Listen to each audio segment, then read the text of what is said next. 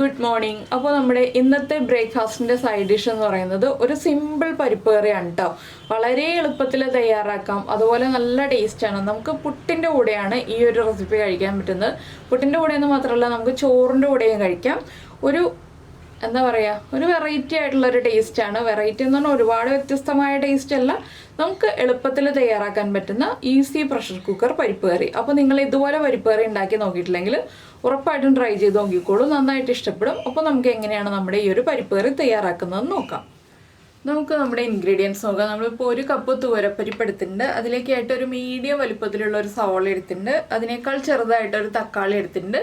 3 പച്ചമുളക്, ഒരു 6 ഉള്ളി എടുത്തിട്ടുണ്ട്. 6-7 അല്ലി വെളുത്തുള്ളി എടുത്തിട്ടുണ്ട്. പിന്നെ കുറച്ച് മസാലകളും വേണം, ഒരുപാട് മസാലകളൊന്നും വേണ്ട കേട്ടോ.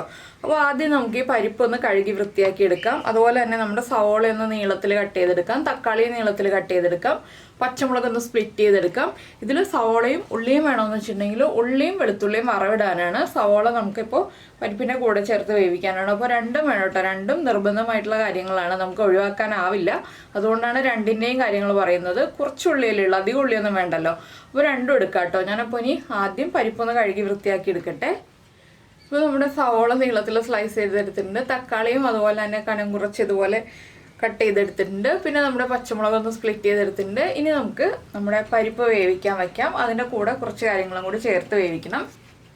അപ്പോൾ ഞാൻ എന്താ കഴുകി വൃത്തിയാക്കിയ പരിപ്പ് കുക്കറിലേക്ക് മാറ്റിയിട്ടുണ്ട്. അതിൻ്റെ കൂടെ തന്നെ നമ്മൾ കട്ട് ചെയ്ത് വെച്ച സവോള, തക്കാളി, അതുപോലെ തന്നെ പച്ചമുളക് ഇതെല്ലാം ചേർത്ത്, പിന്നെ നമ്മുടെ മഞ്ഞൾപ്പൊടി ഉണ്ടല്ലോ, ഒരു 1/2 ടീസ്പൂൺ മഞ്ഞൾപ്പൊടി, ഒരു തണ്ട് കറിവേപ്പില, പരിപ്പിന് ആവശ്യമായ ഉപ്പ്, പിന്നെ നമ്മൾ ചേർക്കുന്നത്, ഞാനിപ്പോൾ 1 കപ്പ് പരിപ്പെടുത്തതിൽ അതേ കപ്പിന് തന്നെ 2.25 കപ്പ് വെള്ളം ചേർക്കുന്നുണ്ട്. നിങ്ങൾക്ക് ഇത്രയും ഗ്രേവി വേണ്ട എന്നുണ്ടെങ്കിൽ ഇത്രയും വെള്ളം ചേർക്കേണ്ട ആവശ്യമില്ല കേട്ടോ. 2 കപ്പോ 2.25 കപ്പോ വെള്ളം ചേർത്താൽ മതി. അത് നമ്മുടെ ആവശ്യത്തിനനുസരിച്ച് ചേർക്കാം. ഞാനിപ്പോൾ കുറച്ച് ഗ്രേവി ആയിട്ടുള്ള ടൈപ്പാണ് ഈ ഒരു കറി ചെയ്യുന്നത്. നമുക്ക് എത്രത്തോളം ഗ്രേവി വേണം എന്നുള്ളതനുസരിച്ച് വെള്ളം ചേർത്ത് കൊടുക്കാം. ഇനി ഇതൊരു 3 വിസിൽ വരുന്നത് വരെയാണ് വേവിച്ചെടുക്കുന്നത്. എന്താണെന്ന് വെച്ചാൽ പരിപ്പ് നന്നായിട്ട് ഉടഞ്ഞു വരുന്ന രീതിയിലാണ് വേവിച്ചെടുക്കുന്നത്. സാധാരണ ഈ ഒരു പരിപ്പ് 1 വിസിൽ വരുമ്പോൾ തന്നെ നന്നായിട്ട് വെന്ത് വരും. അതിപ്പോൾ ഞാൻ 3 വിസിൽ വരുന്നത് വരെയാണ് വേവിച്ചെടുക്കുന്നത്. മീഡിയം ഫ്ലെയിമിൽ ചെറിയ ബർണറിൽ വെച്ചിട്ട്, വലിയ ബർണറിലല്ല ചെറിയ ബർണറിൽ വെച്ചിട്ട്. അപ്പോൾ നിങ്ങൾക്ക് പരിപ്പ് എത്രത്തോളം ഉടഞ്ഞു വരണം എന്നുള്ളതനുസരിച്ച് വേവിച്ചെടുക്കുക. ഇനിയിപ്പോൾ അത് കുക്കായി വരട്ടെ. അതിന് ശേഷമാണ് നമുക്ക് ബാക്കിയുള്ള കാര്യങ്ങൾ ചെയ്യേണ്ടത്. അപ്പോൾ നമ്മുടെ കുക്കർ 3 വിസിൽ വന്നു, പ്രഷർ കംപ്ലീറ്റ് പോയി. ഞാൻ ഇനി തുറക്കുകയാണ്. തക്കാളിയും പരിപ്പും എല്ലാം നന്നായിട്ട് കുക്കായി വന്നിട്ടുണ്ട്. ഇനിയിപ്പോൾ നമുക്കൊന്ന് മാറ്റി വയ്ക്കാം. ഇനി നമുക്കിതിലേക്ക് വറവിടാനുള്ള കാര്യങ്ങൾ നോക്കാം. വറവിടാനായിട്ട് വേറൊരു പാൻ വയ്ക്കാം. പാനൊന്ന് നന്നായിട്ട് ചൂടായി വരട്ടെ. അപ്പോൾ ഞാൻ പാനിലേക്ക് വെളിച്ചെണ്ണ ചേർത്തിട്ടുണ്ട്. വെളിച്ചെണ്ണ ഒന്ന് നന്നായിട്ട് ചൂടായി വന്നിട്ടുണ്ട്. ഇതിലേക്ക് നമുക്ക് 1 ടീസ്പൂൺ കടുക് ചേർത്ത് കൊടുക്കാം. കടുകൊന്ന് പൊട്ടി തുടങ്ങട്ടെ.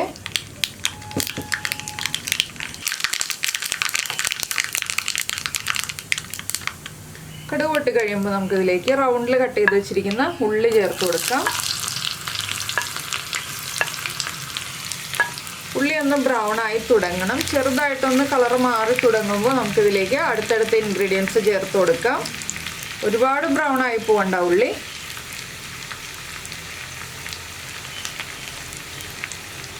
അപ്പോൾ നമ്മുടെ ചാനൽ ആദ്യമായിട്ട് കാണുകയാണെങ്കിൽ നമ്മുടെ വീഡിയോ പ്രസൻറ്റ് ചെയ്യുന്ന രീതിയൊക്കെ ഇഷ്ടമായി എന്നുണ്ടെങ്കിൽ നമ്മുടെ ചാനലൊന്ന് സബ്സ്ക്രൈബ് ചെയ്ത് സപ്പോർട്ട് ചെയ്യണേ.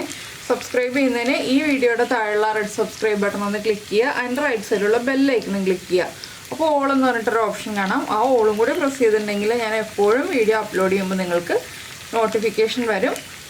അപ്പോൾ ഇതാ നമ്മുടെ ഉള്ളി ഒന്ന് കളർ മാറി തുടങ്ങുന്നുണ്ട്. ഇനിയിപ്പോൾ ഞാനിതിലേക്ക് നമ്മൾ റൗണ്ടിൽ കട്ട് ചെയ്ത് വെച്ചിരിക്കുന്ന വെളുത്തുള്ളി ചേർക്കാണ്. ഈ വെളുത്തുള്ളിയും കൂടി ചേർത്താലേ നമ്മുടെ ഈ ഒരു പരിപ്പ് കറി പെർഫെക്റ്റ് ആവുള്ളൂ കേട്ടോ. ഇനിയിപ്പോൾ വെളുത്തുള്ളിയും കൂടി ഒന്ന് ബ്രൗൺ ആയി വരട്ടെ.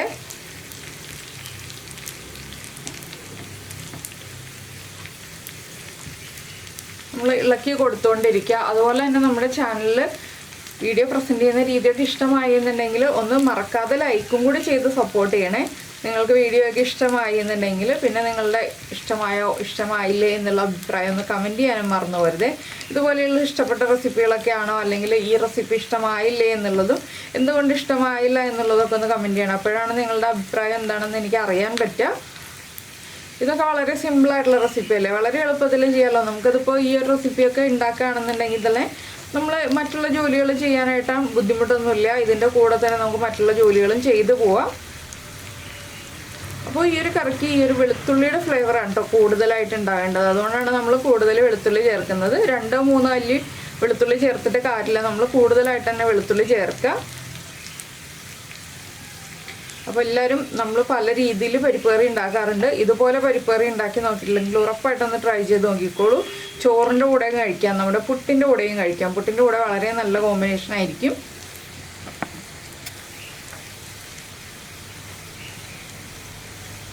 പിന്നെ ഇതിലേക്ക് തേങ്ങാപ്പാലൊക്കെ ചേർക്കണമെങ്കിൽ ചേർക്കട്ടോ. ഞാനിപ്പോൾ തേങ്ങാപ്പാലൊന്നും ചേർക്കുന്നില്ല, ഞാൻ പറഞ്ഞു എന്നേ ഉള്ളൂ.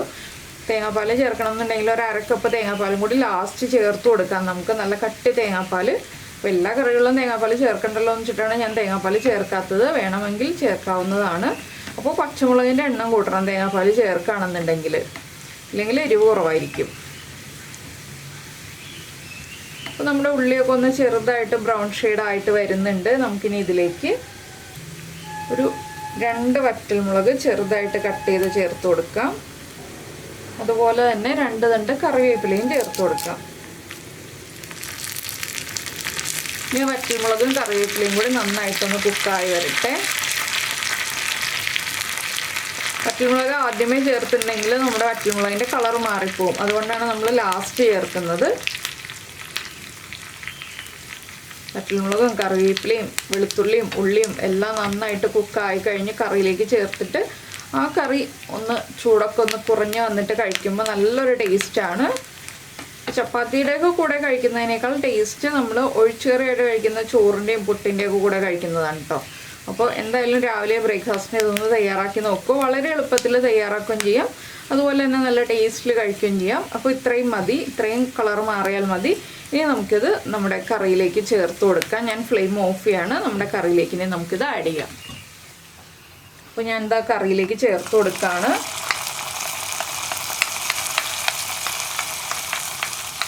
നിങ്ങൾ ഈ ഒരു കറി ഉണ്ടാക്കിയിട്ട് ഉടനെ തന്നെ കഴിക്കരുത് കേട്ടോ. കറി ഉണ്ടാക്കിയിട്ട് ഈ ഒരു വറവ് ചേർത്തിട്ട് കുറച്ച് സമയം ഒന്ന് അടച്ചു വയ്ക്കുക. അതിനുശേഷം നന്നായിട്ട് ഇളക്കി മിക്സ് ചെയ്ത് ഇളം ചൂടോടുകൂടി കഴിക്കുക. നല്ല ചൂടോടെ കഴിക്കുന്നതിനേക്കാൾ ടേസ്റ്റ് ഇളം ചൂടോടുകൂടി കഴിക്കുന്നതാണ്. ഞാനിപ്പോൾ ഇളക്കി മിക്സ് ചെയ്യാണ്. അപ്പോൾ ഇതുണ്ടോ നന്നായിട്ട് കുറുകിയ ആ ഒരു പരിപ്പ് കറി. എന്താണെന്ന് വെച്ചാൽ ഒരുപാട് കുറുകിയിരിക്കുന്നതല്ല, നന്നായിട്ട് കുറുകിയതെന്ന് പറഞ്ഞാൽ ആ പരിപ്പിൻ്റെ ആ ഒരു കുറുകലുണ്ടല്ലോ, ആ രീതിയിൽ കുറുകിയൊരു പരിപ്പ് കറി റെഡിയായി കഴിഞ്ഞു.